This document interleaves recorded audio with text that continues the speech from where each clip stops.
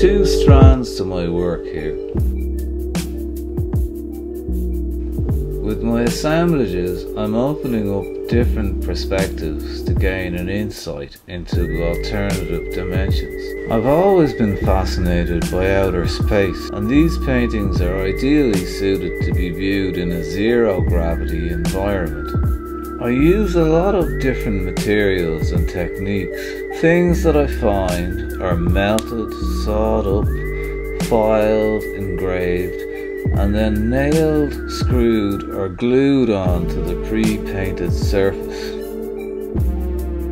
Light, reflective and multicoloured glow-in-the-dark pigments add another perspective.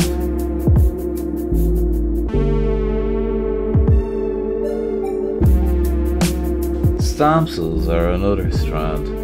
They're a commentary on consumer culture and unsustainable media-driven materialism. The kind of stuff that pop artists such as Andy Warhol were alluding to.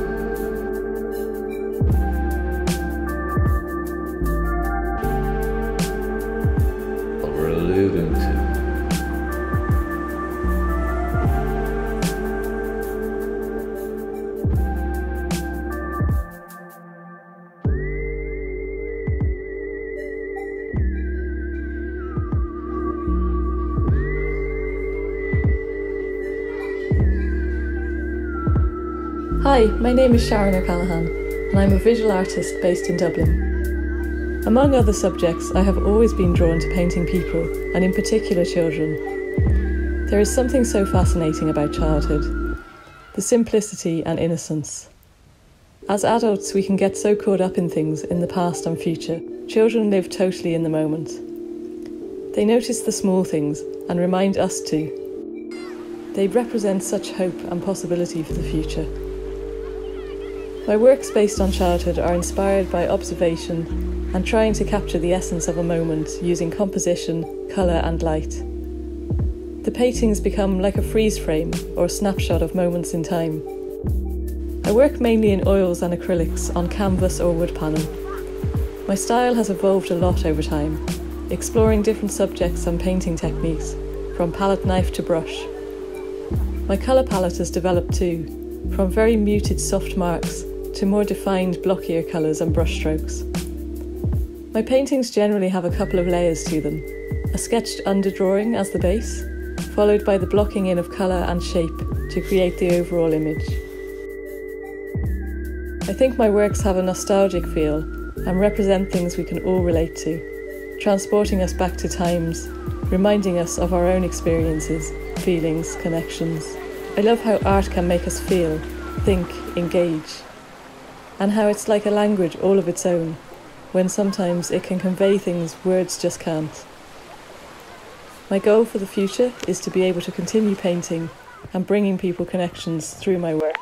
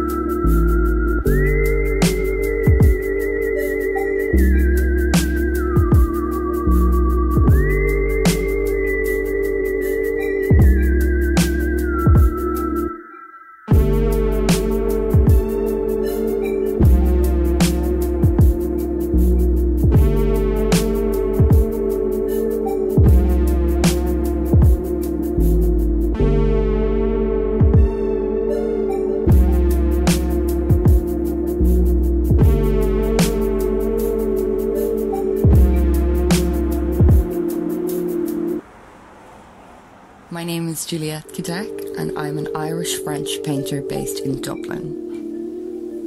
I'd like to consider myself a contemporary artist with a strong focus on figurative art. Throughout the body of work I've produced in the last number of years, there has been a recurring theme of mental illness.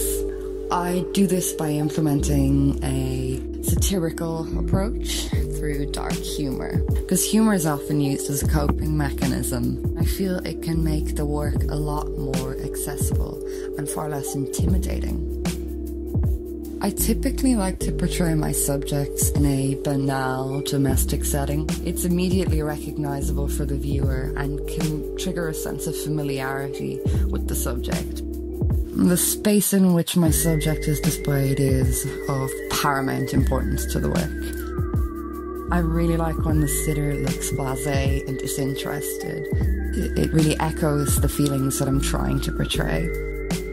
What I'm particularly interested in with oils is the luminosity and depth of skin tone that you can achieve with them. I think it really brings life and character to the paintings.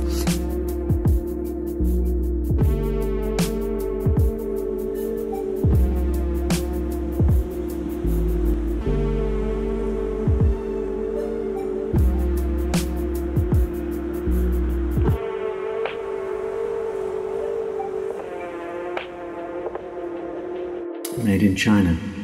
Hello, my name is Spencer Glover and I'm a photographer from Dublin. This series of work we made during lockdown. I wanted to do some work that reflected the situation we were in. Typically my images would deal with kind of the idea that we believe what we see in the photograph, you know, that the camera doesn't lie.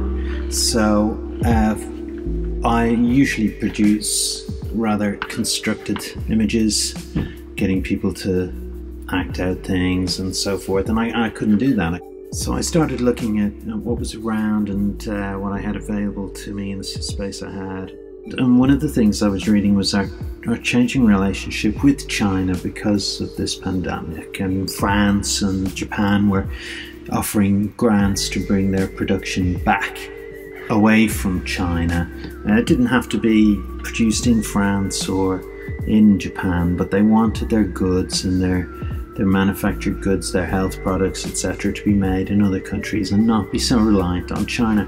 So I started looking at this idea of kind of, you know, made in China, and the phrase kind of made in China is pretty synonymous with, you know, cheap mass production, the reduction of national manufacturing. I decided to make these still lifes of things that were only made in China, you know, that we see typically in Deals or Eurogiant, and so these kind of cheaply manufactured goods, you know, made in Chinese factories and imported into this country by, you know, by the truckload, produce them as this kind of rich gilded trophies, you know, these kind of vanitas images that we see in 16th and 17th Dutch and Germanic paintings. Made in China.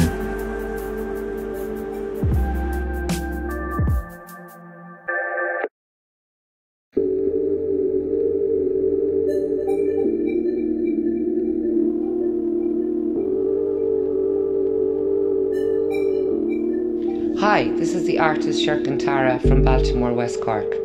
I am a collage artist with a strong love of bright colours and animals. I like making quirky, zany artworks full of illumination colours, using imagery from animals and birds and objects and nature to create almost dreamlike compositions. I usually begin my work with a theme. Past exhibitions have included The Straw That Broke the Camel's Back, Earrings for the Frog, The Elephant in the Room, The Fox in the Hen House, and A Bull in the China Shop. My current work is called Lockdown Frogs. My work is about shape, colour, light and space. I collect pre-existing imagery from everywhere: magazines, newspapers, wrapping paper, nature books. Strong images that jump out at me. I am constantly cutting things out, either using them straight away or saving them for later.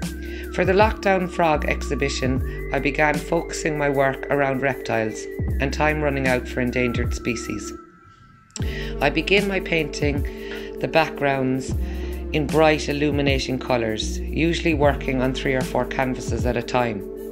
With the luminosity of colour on the background, I start to play around with the imagery, using the cutouts of animals, vegetables, flowers and frogs.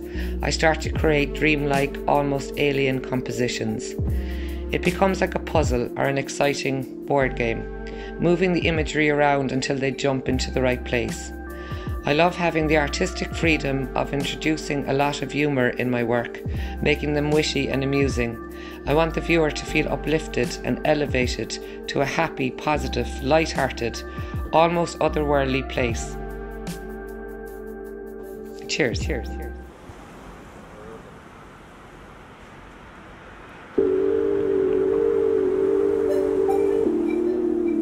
My name is Felipe Chavez. I am an artist based in London, but I am originally from Colombia. I consider myself to be a contemporary figurative artist. I think I've developed a way to see and develop the body differently. I use Indian ink on paper. Indian ink is very similar to watercolour, but the difference is its density. When working with water, it sometimes repels it and it creates these beautiful textures. In this year, I've been creating and exploring the idea of what self-portraiture is and the difference between self-portraiture and self-voyeurism. What happens when the model and the artist are the same person? And what happens when the artist is a queer man and the model is an exposing gay man? What is that dynamic? Is there a pleasure? And is sexuality part of this dynamic? Sometimes in my work I like to create this hidden narrative where the model has been exposing himself for hours relentlessly in this empty void of his own room. And you, the viewer, you, the voyeur, have been a fly on the wall, watching his every move. I want to create almost a world where the model, who is myself, has the liberty and the courage to explore his own body in privacy. I consider myself an artist that is inspired by exploration, by not understanding everything. So my work doesn't always have a direct message, but it allows the viewer to be invited into the process of exploring one's body. The way the hairs become so dark, so prominent, makes you understand how real that body is, and makes you understand why it's important to feel human. Because there is more than what you think. It's the way you feel, the way your skin reacts with other skin, the way your hand tastes. Art, for me, is to push oneself. Art is a reflection of the artist's mind. And as a viewer, I am inviting you to be part of that process.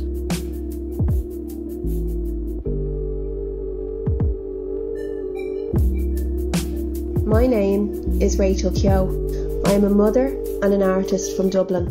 My painting is called Rise from the Struggle, which was titled by Sarah Kidney. In my painting, I used a variety of mixed media.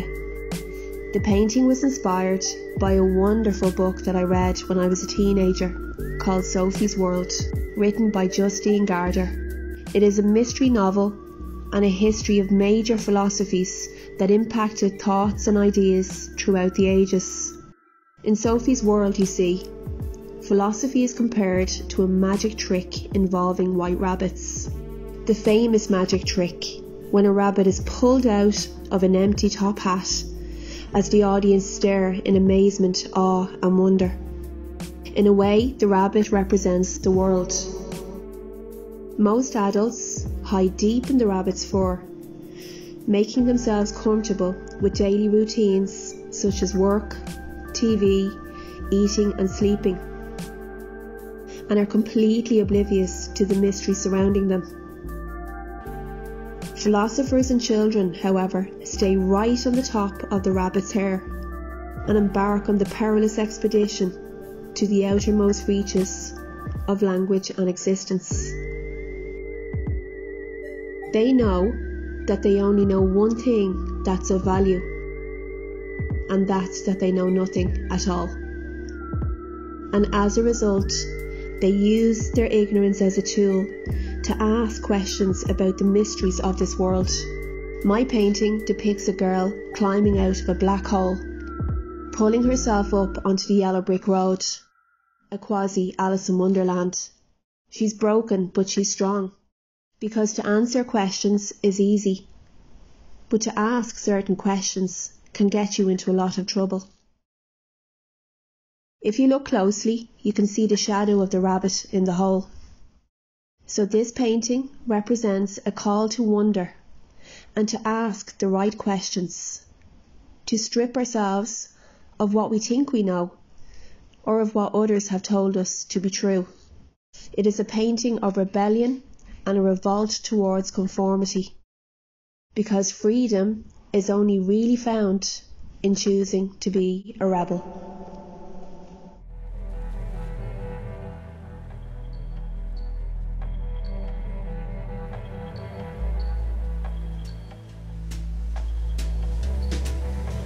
Thank you, Dino, for having me here as a guest. My name is Terrence Clemens.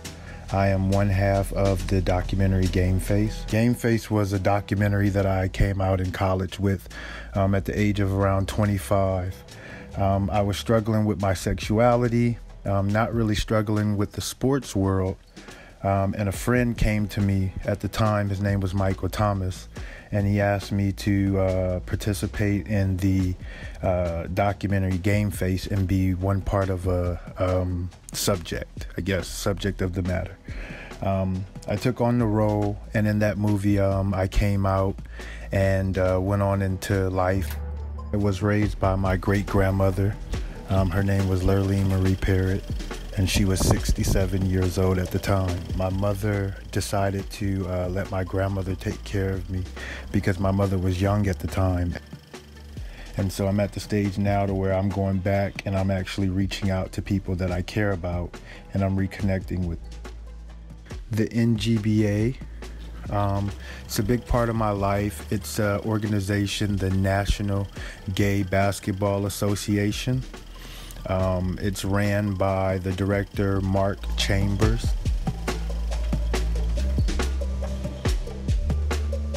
The athletes travel around. We travel once every 3 months to different states, different locations, and we play basketball. We have tournaments all weekend. Yeah, we just break bread with each other and have a lot of fun. And that's a little bit about the NGBA. It's a very unique basketball organization, and we're even opening up now to where we have people come in and visit. So you can actually come in and sit down and see the game. I'm working on a little film project, a new documentary of what am I doing with my life and the struggles, the ups and downs of like coming out as an LGBT athlete. And I hope you guys enjoy the gallery.